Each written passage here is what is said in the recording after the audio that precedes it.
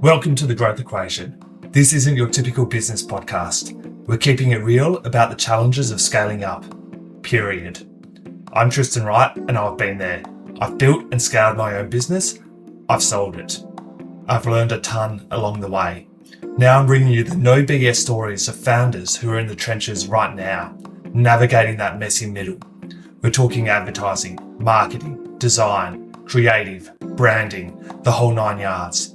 Doesn't matter if you're a solopreneur or running a team of 100. Everyone's got a secret sauce, that thing that makes them different, better.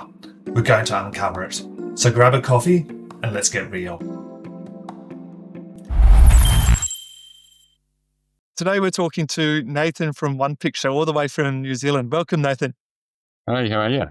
Good, mate. Been looking forward to this conversation. So we connected about a year ago and we've been talking on and off via email. And then I thought, why don't I get you on for the podcast? Because you've got a bit of an interesting story, been in business for a while. So tell us a bit about One Picture and your journey. Yeah, I've just got a call coming. Just let me click that. Yeah, so we've been around for over 20 years now. And then I bought into the business probably about 10 years or so ago. So we're one of New Zealand's, we're sort of probably one of the larger independently owned research and strategy businesses in New Zealand. And we've also got an office in London and a presence in Australia as well. Yeah, wow. So you been in the business that entire 20 years since start? I think I joined. I think it must have been like year 3 or year 4. So Yep. yeah, so it's certainly kind of been there with the guys right through From the from when we had about sort of 2 or 3 staff, and now we're lucky enough, or it's always funny when you talk about number of staff. I think we're lucky to have about 40 staff, which obviously also comes with corresponding levels of stress in terms of keeping the machine going. But yeah, no, it's a great organisation now. Totally.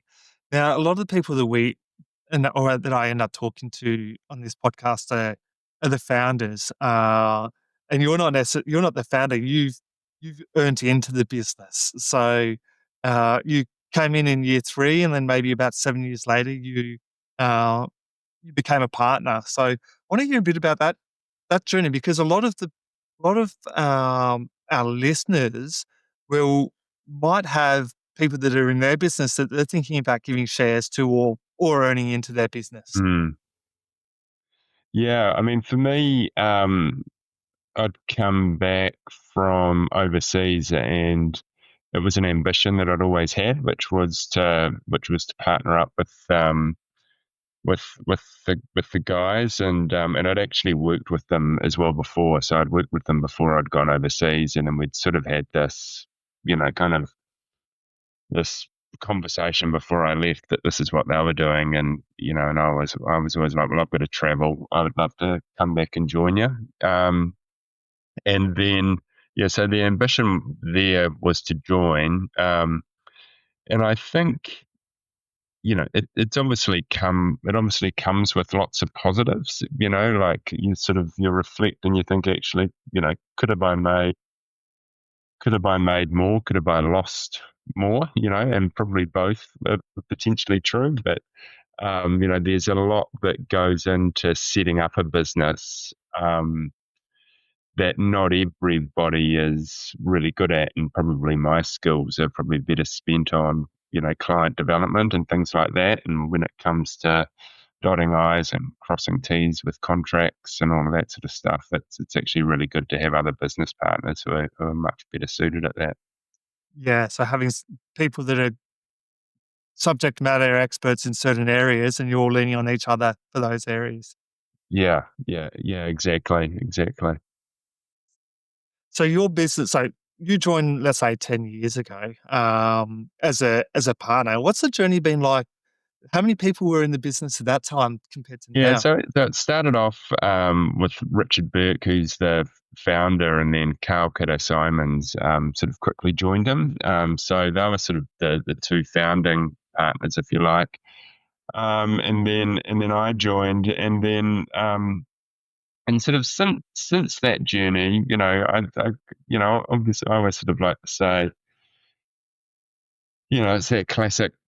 Obviously there's highs and lows, and I think a lot of that, usually corresponds as well to how well the business is going financially. Yeah. At the moment, it's a lot. There's a lot of grit, as we're kind of working our way through the current economic climate. And I think I was kind of reflecting on the chat because I thought we might cover off part of this, but there's a business partnership is a lot like a marriage, as well, I Yes. think. And where, you also go through different, that sort of marriage can take. Love hate Yeah, sometimes. and it is. You don't want to hate, but Yeah, no, it is. But I always sort of like to say, if you can, and I think we still do it after, working together for over 20 years. When we open the beer on a Friday, we're mates. We're all mates, which is really important, even though, there might be, other kind of things that are going on, which you get with any partnership. Yeah, there's highs and lows, but at the end of the day, by the sounds of it, you wouldn't want to do it with anyone else. Wouldn't want to do it with anybody else, and it's certainly, there are some things that are easier done with others. Yeah. So Yeah. So, business of 40 with, is it 3 partners? yeah, so we've got 4 partners in the New Zealand business, and then we've got a London office, and then that's a partnership of 5 where our managing director has in that market has a stake in the business as well. How does how does it work from a organizational chart perspective? Like having so many different partners with at the end of the day, a small business for that amount of partners. Yeah, yeah. I do think it's an interesting. That's always interesting.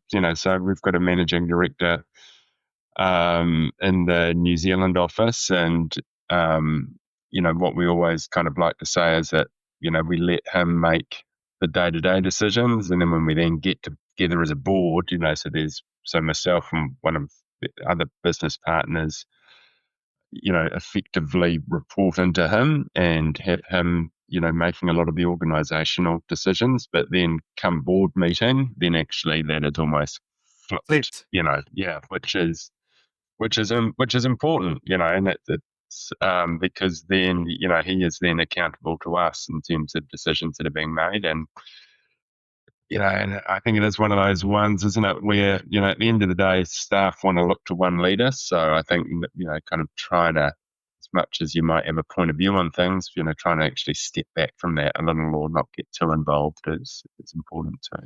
Yeah, that's gonna make for an interesting dynamic as well. So, um, Yeah, yeah. But look, it does. And I think, so, um,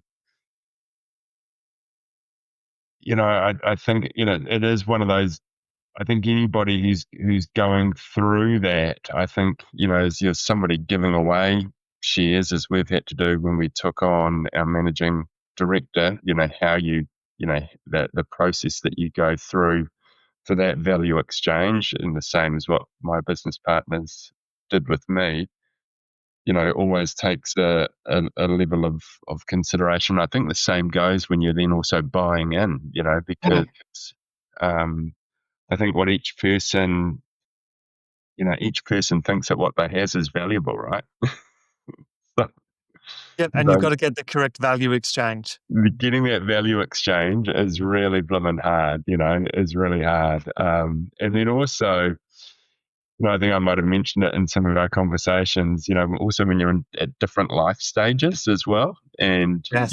and that can be different ages. So I'm but, not including our London partner, I'm significantly younger than the other guys, which means that where they're at, kind of in terms of time, life stage, financial ability, and then I think, the other thing that I've found as well that's interesting is which nobody really talks about is actually just going through divorces. Yeah. So Yep. divorces, so come and go, or sickness comes and go, comes and goes, and all of that puts strain on individuals, through different personal circumstances that, when people are passing or whatever else people, you deal with in business partnerships.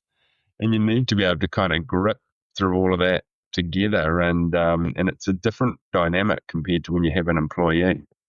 Yeah, totally. Because like you might go through a divorce, you want time off or partners time off and like And, the and, way you and manage it. Yeah. and put strains on capital as well, right? Mm, Yeah, so it puts mm. significant strains on the capital as well, and yeah, so we've kind of been through all of that as a partnership, and yeah, How many times have you guys as partners almost broken up? So can we talk about that? yeah. Look, hand on heart, we've had tough conversations, but I don't think. We've had tough conversations, and maybe what people have thought or said to their partners behind closed doors, but there's never been an open conversation about it. So I think each time we turn up at board, we are 100% committed, you know. Uh, yeah, so as, I'm I'm sure some of the guys have had some days, including myself, you're just like, goodness, I don't know if I can be bothered with this. But, well, this is feeling a bit hard. But certainly each time we turn up, we are sort of engaged and committed. Is it because you're aligned with values and what you want from the business? Or how do you Ah, have these, let's say, internal quarrels, if you say, but then you still always come back in your each board meeting, which is monthly or quarterly, you're still back yeah, on the same monthly. page? Yeah. I think it's a good point. I think, definitely, for some of us, and there's a number of people who are within the company where we've got, we're showing our age, but 20, 30 year up, 20, 30 year relationships with each other. Um, so I'm just trying to think of the best way of answering that. But I think what it means is that culturally we're aligned. Yeah. And I think, one of my one business partners, Carl, I think we had a heated discussion the other day, and, he's classic, it's just like, Nathan, I know exactly what's going on. This is what's happening. This is how you're feeling. This is what you're doing. And I was like, oh, yeah, actually, yeah, He knows every, you too well. every time I get, under pressure, particularly around deadlines, I can kick off and then, yeah, so it's the same thing. Too funny. So let's jump tack a tiny bit. Go back to 2018, so somewhere around there. What was your main product, your main services that you were delivering then? Because I Yeah. imagine it's different to today. Look, that's a cool question, actually. So 2018, I think I was doing, I always used to talk about doing 80 flights a year. So 2018, we were on the plane all the time, basically doing global as well as domestic work. So a significant amount of times in airports, hotel rooms, and planes, which is very different to what we're doing Yeah, now, right? You know. yeah. Wow. So 80 odd flights in a year. And I reckon this year so far there's probably been less than 10, if Yeah, that. like probably it would be about 10 this year Yep. so far. Like we are flying a bit at the moment. I think, it feels like the economy here is maybe starting to heat up. So it's a little bit of a barometer for that. But yeah, in an average year now, it might be 20 max. Yeah, so literally a fraction. Yeah, wow. It's a big change, and that's what COVID has done, I guess. Yeah, it's definitely been COVID. And, but as well as that, it's been it's been an acceleration. It's been a forced change around how we use technology. So Mm. connecting a lot more like this. So we've really kind of evolved the way that we run a lot of our traditional qualitative work, which is focus groups and in-depth interviews. And then, we've also started to introduce new platforms for how we do insight and strategy work as well. So, which is sort of run in more sort of digital boards that allow people to participate in different ways. Yeah, interesting. So, and your service offer, sorry, talking about your service offering, how it's evolved from when you had 80 flights to 10 flights. I'm really interested how the your actual offering has evolved. Yeah, well, back then, because you could actually argue that there's part of it which is still fundamentally the same, So, particularly on my division, that's still in-depth interviews, which is discussions with consumers like we're having now, focus groups, but the way in which, they were in hotel, you'd be flying up and down, booking hotels. Now, obviously, all of that is online, but the fundamentals of the business to enable that, a lot of those pieces are still there as well. So, we still have a recruitment team. We still have a large, we've got the One Picture neighborhood, which is a panel of sort of 10,000 people that that we still recruit from.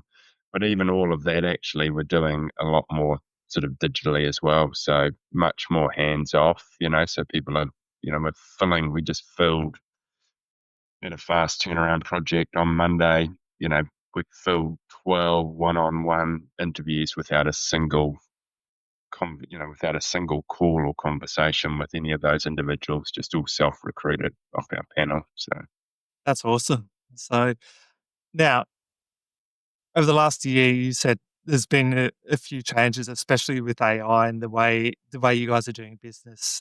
It's evolved rapidly, and you've had to actually bring out new products as well to compete with other businesses. So I want to hear a tiny bit about that.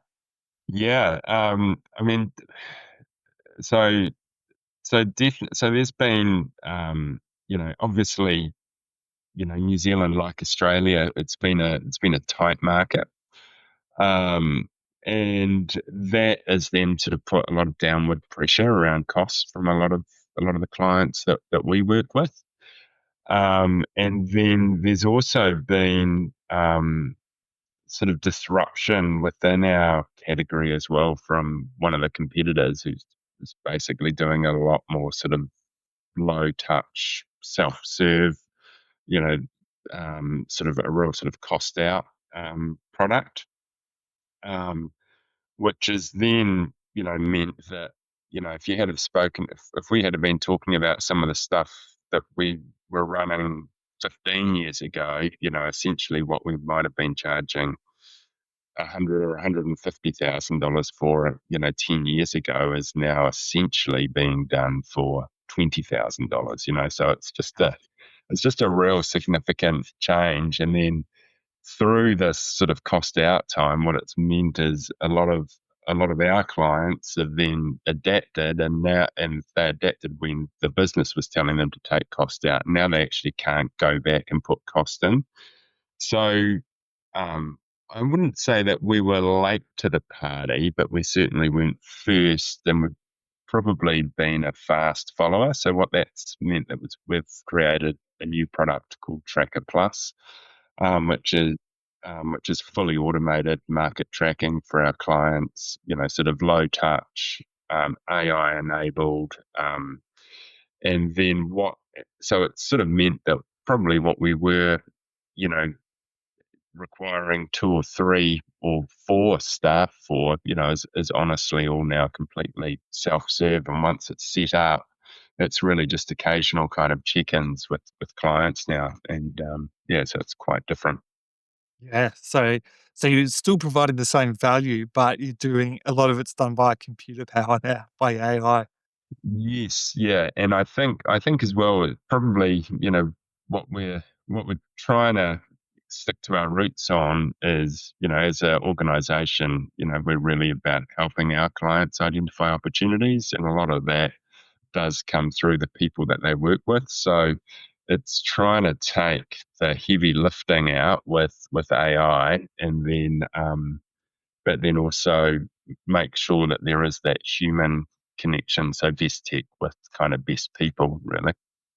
So what's this gonna mean for the business? Does it mean if you're going from charging, let's say, 150 for a service down to 30, does that mean it's either reduce headcount or find new clients? Or find how does that work?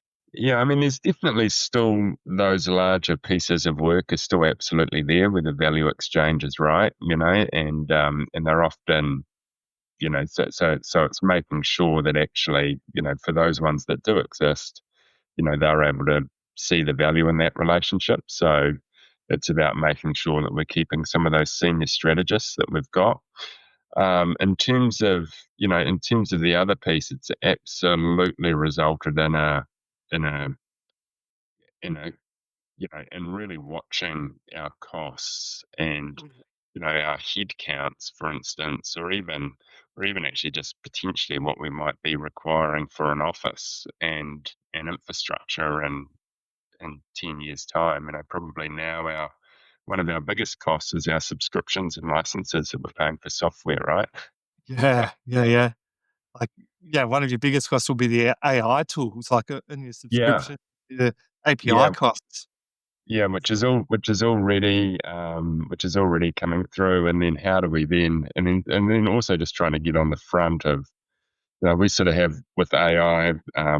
We've just done, we've got a number of our staff on different training courses, and then we have a piece which isn't, there's nothing sort of new about it, but we have three prongs to our AI strategy. One is around efficiency, so that's around Mm. trying to reduce the heavy lifting.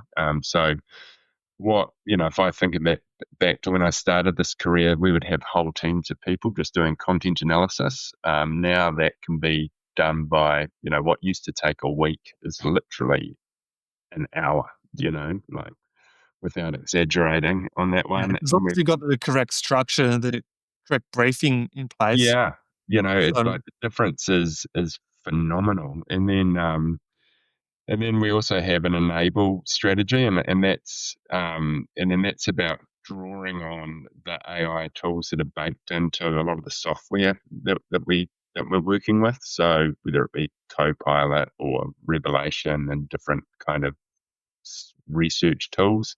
And yeah, then the other sort of end piece is really about invention. So that's about using AI to create new tools, and Tracker Plus would be one of those. Yeah. yeah, totally. So let's think about, like, so your journey as an individual, like the highs and lows through this. So, and there would have been times you're like, why am I doing this? So, or why do you do this? Like, there's other people out here that are listening that might be going through a phase that they're asking themselves, I'm working long hours for low pay, all of that sort of stuff.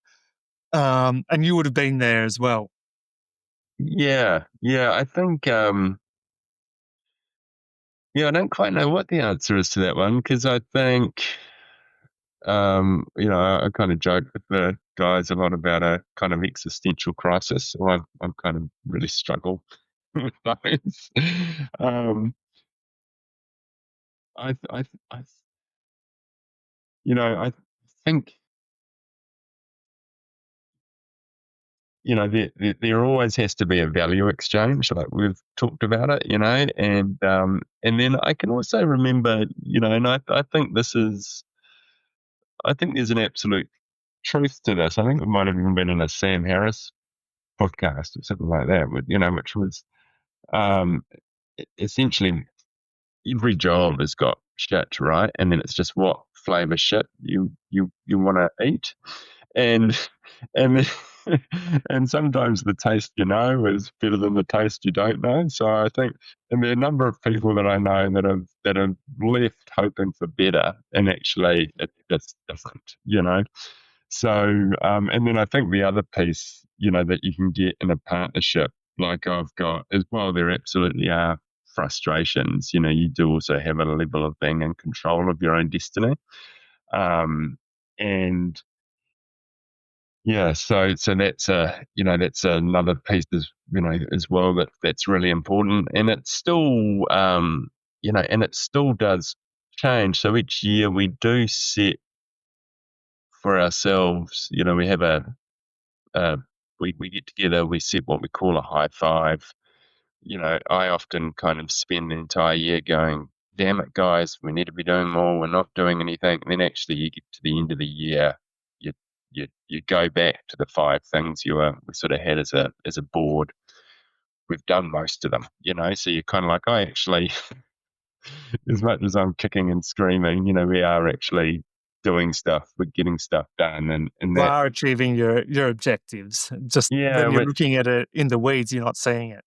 yeah, which feels good. And I also think, as well, like trying to get that level of equity is always hard. And,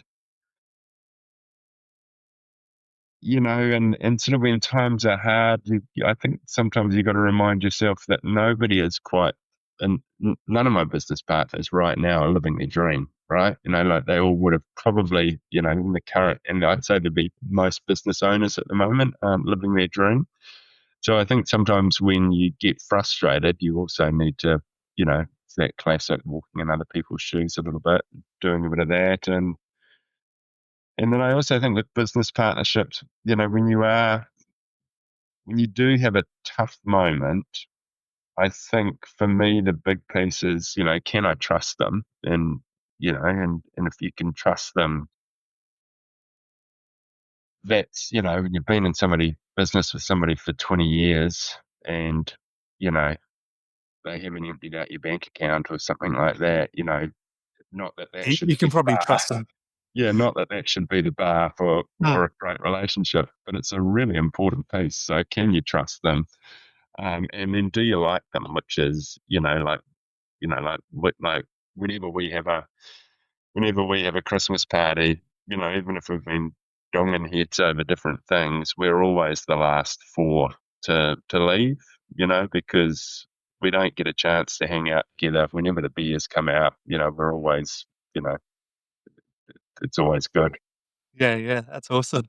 So, if we were to give other business owners one piece of advice, like through the journey that you've been on, as a business owner, what's the one piece of advice you would like to have been given throughout your journey?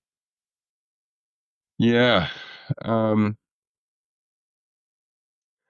I think that I mean,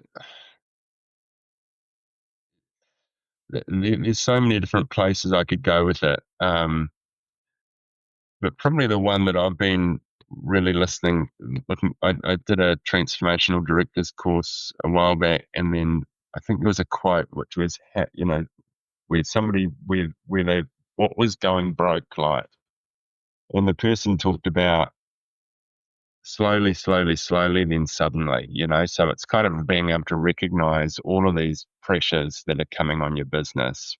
And actually, and a lot of those ones, the recognizing the, not being afraid to reinvent your business like we've had to do, because if we were still doing the same thing that we were doing 10 years ago, there's a really good chance, we still wouldn't have a business. So I think, being able to respond, being able to, and actually I'll reframe that as well, which is knowing the difference probably between reacting versus responding. So, what is the stuff that you actually need to get out and get in front of? Yeah, and not being afraid to make a change or pivot based off Yeah. what's happening in the environment. Yes. Yeah. Yeah, And yeah, and I that's think yeah, often those, the things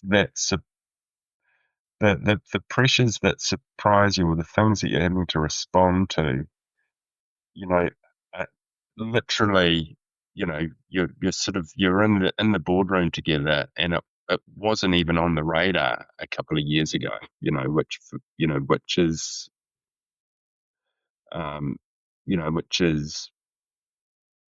the pressures that hit so many categories, right? Whether you are, whether you're a DVD store, nobody was thinking about Netflix. Yeah, exactly. So, and what was it? Was it Netflix that tried to sell themselves to Blockbuster or whatever? I can't remember the exact thing. And then they said, no, this isn't going to ever work. And Oh now God. look who's alive. Yeah, and So I think and Netflix, and I think what Netflix is a great example of evolving, isn't it? Because they were sending out DVDs, and then they just started to realize that actually down a data pipe is a quicker and more efficient way than sending out a DVD via yeah, pipe. totally, totally. So yeah, you have to be not reactive, responsive to the environment. So Nathan, what's the best way for people to get in touch if they want to learn more or talk to you a bit more? Well, certainly they can reach out at Nathan F at onepicture.com. So that's ONE for onepicture.com. And also available on LinkedIn as well. So, really, really happy to chat and talk about briefs, talk about opportunities or whatever else it might be. Awesome. Thank you very much for your time. Thanks, mate. That was great. That's a wrap. Thanks for tuning into The Growth Equation. If you've enjoyed the show, hit that subscribe button and leave a review. It helps us big time. Catch you next time. And if you want more, head over to evolvetogrow.com.au for show notes and exclusive content.